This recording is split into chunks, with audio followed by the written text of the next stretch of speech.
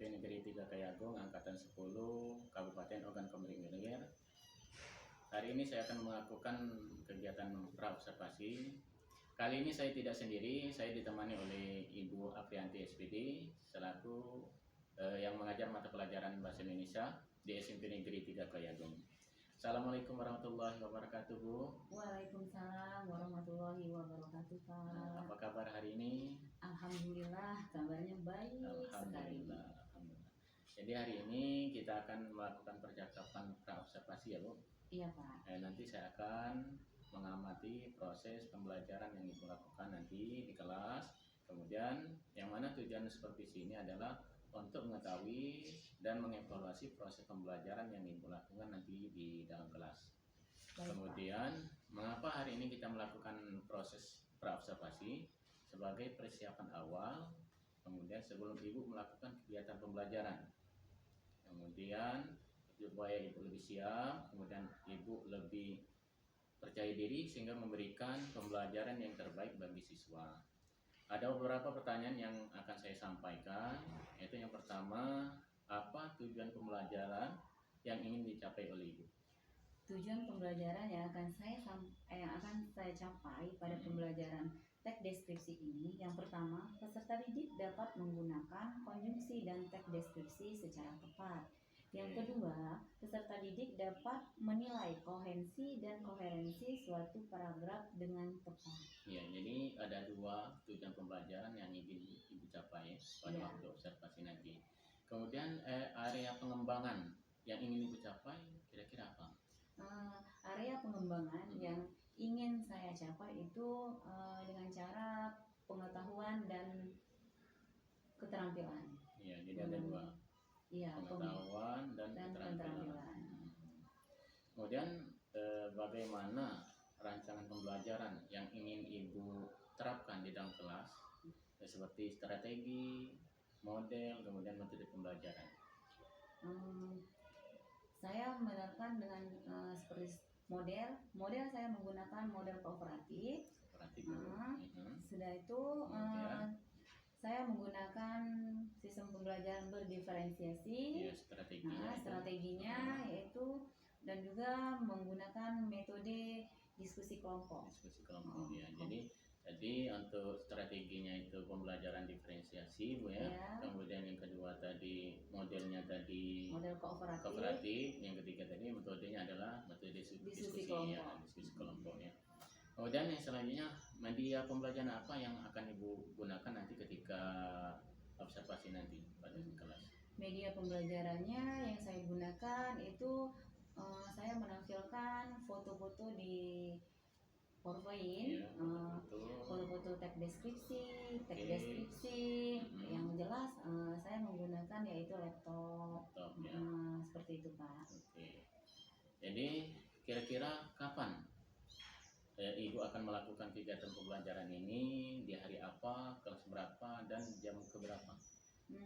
Saya akan melaksanakan observasi ini insya Allah hari Senin, pada waktu jadwalnya jam pertama, jam kedua, dan ketiga. Jadi 3 jam, Bu ya? Iya, Pak. Kemudian di kelas berapa? Di kelas 93, Pak. Kelas 93. Jadi hari Senin di kelas 93. Iya. Kemudian di jam ke-1, 2, 3. Iya. Jadi saya akan melakukan supervisi kelas nanti. Kemudian saya akan melihat dan mencatat apa saja yang terjadi di dalam kelas nanti ketika observasi. Baik. Nanti setelah selesai observasi kelas, kita akan mengadakan percakapan terakhir ya, Bu. Yaitu percakapan pasca observasi dan akan didampingi oleh pengajar praktek saya sendiri nanti. Iya, Pak. Kemudian sebelum kita akhiri kegiatan pra-observasi ini, kira-kira apa yang Ibu dapatkan dari hasil percakapan kita hari ini?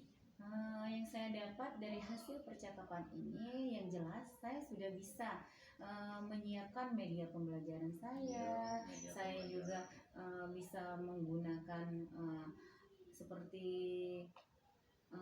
metode-metode apa yang saya gunakan nanti, strateginya, dan banyak sekali yang metode dan seperti alat-alatnya yang saya sudah siapkan seperti itu. Lebih memantapkan, Bu ya? Iya, Pak.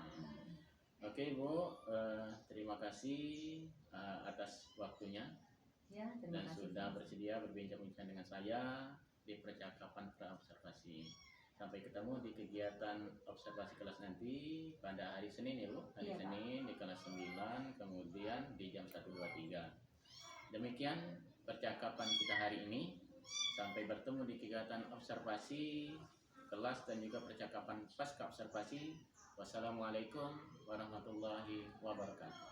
Waalaikumsalam warahmatullahi wabarakatuh. Ya, terima kasih Bu. Iya, sama-sama Pak. Kembali kasih. Dari mulai dari siap.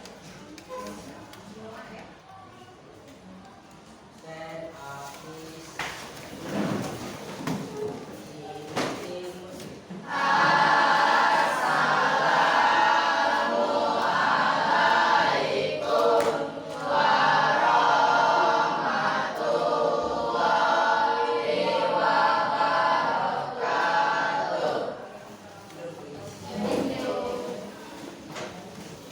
Ya, kawan-kawan, membaca doa.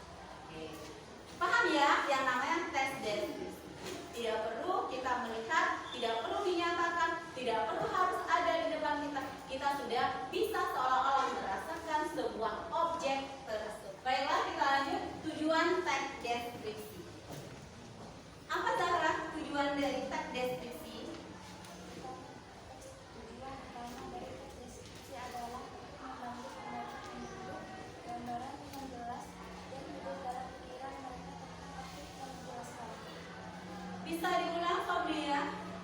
Apa tujuan teks deskripsi? Tujuan utama dari teks deskripsi adalah untuk membantu pembaca membentuk gambaran menjelas dan dalam pikiran mereka tentang objek yang dijelaskan. Pinter. Jadi, tujuan teks deskripsi itu, tujuan utama dari teks deskripsi adalah untuk membantu pembaca membentuk gambaran yang jelas dan hidup dalam pikiran mereka tentang objek yang dijelaskan. Jelas sekali, seperti Ibu contohkan tadi. Teks deskripsi adalah sebuah pot bunga yang berisi bunganya. Sudah jelas, diperjelas kalau bahwa bunga itu warna-warni, dilengkapi dengan dedaunan, makanya sudah jelas sekali dan hidup dalam pikiran mereka, berarti di dalam nalar seorang pembaca. Itu tujuan dari teks deskripsi yang paling utama. Paham ya? Ada yang ingin ditanyakan tidak sampai di sini materinya? Ada yang ingin ditanyakan? Ada yang ingin ditanyakan? Tidak ada. Alhamdulillah. Lanjut materi selanjutnya. Nih, kembali ke struktur teks deskripsi. Struktur teks deskripsi itu ada yang namanya pertama, pendahuluan. Tahu pendahuluan? Tahu pendahuluan sebuah teks deskripsi?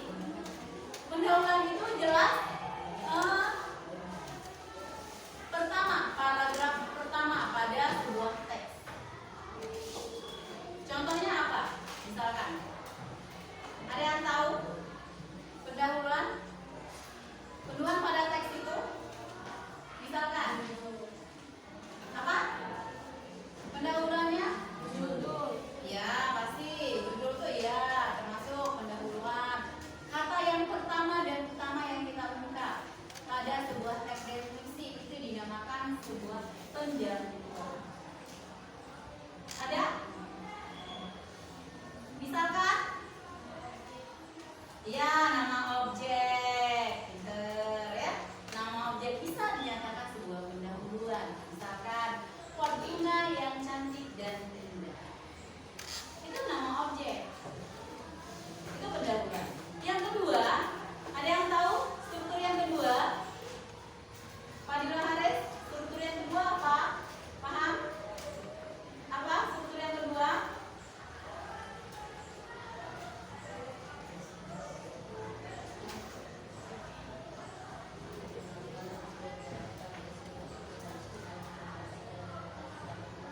Iya, memperkenalkan subjek yang akan dideskripsikan pada dan memberikan konteks kepada pembaca.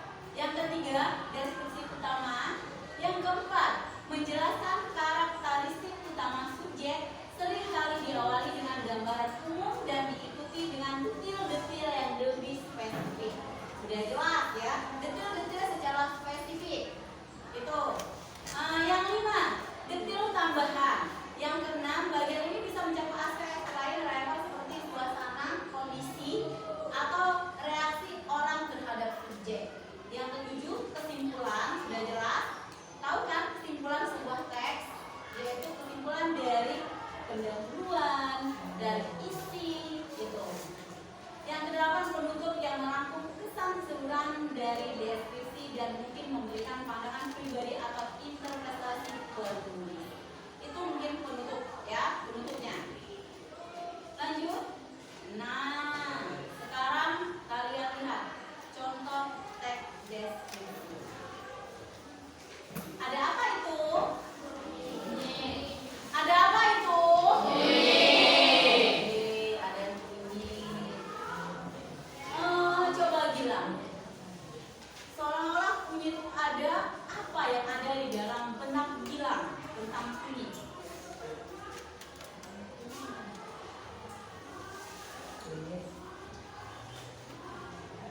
Ya.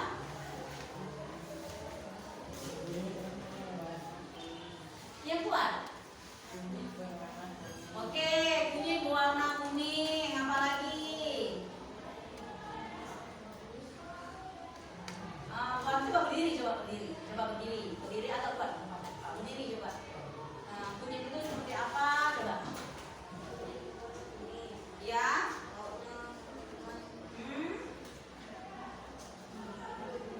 Oh, itu saja. Oke.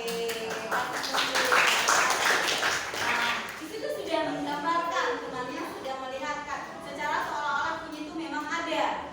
Seolah-olah kunyit itu sudah di dalam benak kita. Oh, kunyit itu warna oranye, warnanya sangat dingin sekali. Benar nggak Pak? Oke. Warnanya ini bentuknya juga agak bulat dan panjang. Ada yang kriwil-kriwil, seperti itu. Dan lain-lain. Itu contohnya sebuah teks deskripsi, yaitu mendeskripsikan sebuah. Di sini ada penjelasan struktur. Judul langsung menyebutkan nama pantai yang dideskripsikan. Itu yang namanya struktur dari Pantai Tanjung Tinggi. Ini teks deskripsinya. Ya, itu teks deskripsinya. Jadi kalian di sini ada Pantai Tanjung Tinggi. Coba Zahra baca teks deskripsinya. Yang lain dengarkan. Pantai Tanjung Tinggi. Pantai Tanjung Tinggi yang terletak di Pulau Belitung, Indonesia adalah destinasi wisata yang mempesona dengan keindahan alamnya yang luar biasa. Pantai ini dikenal karena pasir putihnya yang lembut dan air lautnya yang jernih, dengan gradasi warna biru dan hijau yang menakjubkan. Pemandangan di pantai ini semakin unik dengan adanya formasi batu granit raksasa yang tersebar di sepanjang garis pantai, menciptakan lanskap yang eksotis dan menawan. Pantai ini memiliki panjang sekitar 1 meter dengan luas pantai yang cukup untuk menampung banyak wisatawan. Aktivitas yang populer di sini termasuk berenang, snorkeling, dan berjalan-jalan di sepanjang pantai sambil menikmati keindahan alam. Bagi para penggemar fotografi, Pantai Tanjung Tinggi adalah juga tersendiri dengan banyak spot menarik untuk diabadikan. Selain itu, pantai ini juga dikelilingi oleh hutan bakau dan vegetasi tropis yang menambah keindahan alam di sekitarnya. Di sekitar pantai terdapat sejumlah warung yang menjual makanan dan minuman lokal seperti kelas es, kamar mandi umum, dan tempat bilas yang bersih dengan segala keindahan dan kenyamanannya. Pantai Tanjung Tinggi menjadi salah satu destinasi wisata yang wajib dikunjungi saat berada di situ. Oke, baiklah. Apa teks deskripsinya itu? Yang berjudul apa? Pantai Tanjung Tinggi. Nah, terbayang tidak kalian itu kalau Pantai Tanjung Tinggi itu seperti apa? Nah, bisa kita menghayal, bisa kita membayangkan, seolah-olah kita merasakan yang namanya pantai tersebut. Itulah yang dinamakan teks deskripsi. Nah, di sini ini ada yang namanya penjelasan strukturnya dari pantai yang kita baca tadi. Judulnya apa? Apa judulnya? Ya, Pantai Tanjung Tinggi. Nah, identifikasi gambaran umum ada apa? Menjelaskan apa? Menjelaskan tentang apa? Iya, tentang apa? Lokasi dan keindahan Pantai Tanjung Tinggi. Itu. Paragraf kedua, menjelaskan. Nah, jadi simpulannya apa dari paragraf tersebut?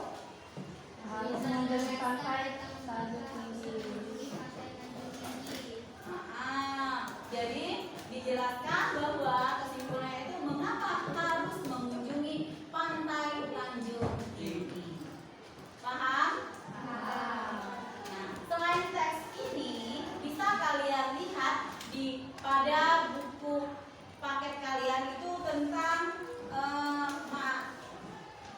yang lebih penting dari aku. Itu bisa juga bisa kalian lihat selain teks ini ya.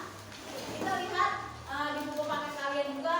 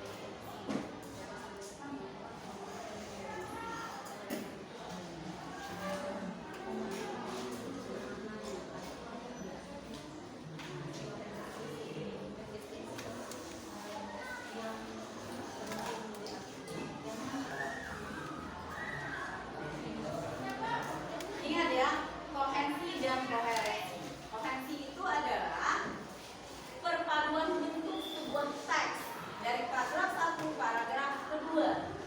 Sedangkan koherensi itu perpaduan makna. Tahu makna? Tahu kan? Misalkan makna A yaitu apa tadi? Pantai Tanjung Tinggi. Maknanya apa? Yang tersirat pantai tempat wisata. Nah, misalkan terpadu dengan maknanya bentuknya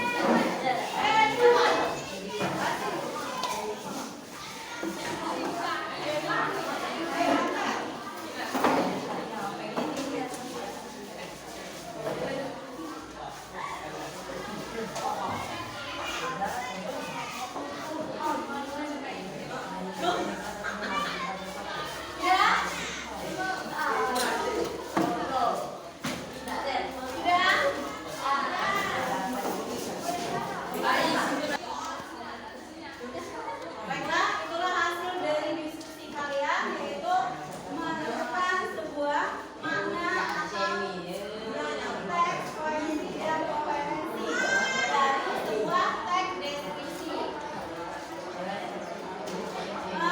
Coba Anda dibacakan dari hasil diskusi yang kalian kerjakan.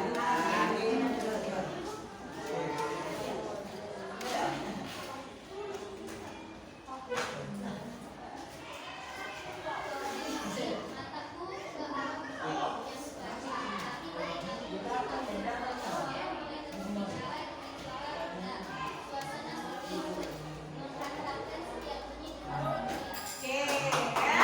Kalau yang menggunakan sebuah teks deskripsi, coba deh Pak, baca dari hasil diskusi kelompoknya.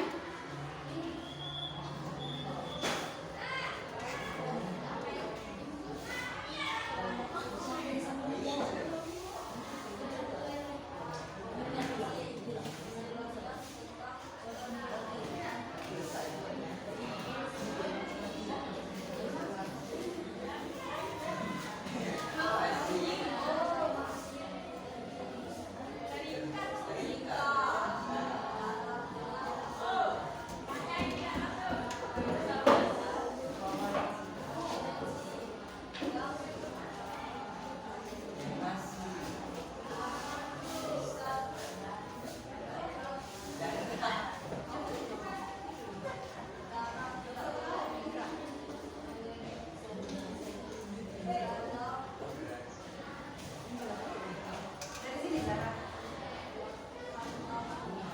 Kecil, yaitu tentang menentukan teks atau kalimat koherensi dan koherensi pada sebuah teks deskripsi. Coba sekarang simpulkan hasil pembelajaran kita hari ini. Pak, secara definisi berisi gambaran atau penggambaran yang detail sehingga seolah-olah pembaca dapat merasakan tempat yang digambarkan dalam teks yang dijelaskan, serta pengertian dari koherensi dan koherensi. Koherensi dan koherensi adalah perpaduan antara bentuk dan makna. Seperti contohnya suasana sunyi mengantarkan setiap ini dengan setia, dan mereka semua terikat darah denganku. Itu contoh dari koherensi. Sementara contoh dari koherensi adalah terlihat orang dengan berbagai penampilan mondar-mandir, lantas duduk lalu berdiri dalam wajah-wajah muda dan berulang membuat gambar emas. Kemudian contoh yang kedua, seenaknya Ibu simpulkan kembali masalah tentang kesimpulan hasil pembelajaran kita hari ini, yaitu sebuah teks deskripsi adalah sebuah kegiatan yang seolah-olah kita rasakan atau seolah-olah kita merasakan melihat sebuah objek tersebut. Itu yang dinamakan teks deskripsi. Nah, di sini kita sudah menentukan yang namanya kalimat koherensi dan koherensi. Apa itu koherensi? Apa itu koherensi? Koherensi adalah perpaduan bentuk dari sebuah teks deskripsi. Sedangkan koherensi itu adalah apa? Perpaduan makna sebuah teks deskripsi. Nah, mungkin hanya itu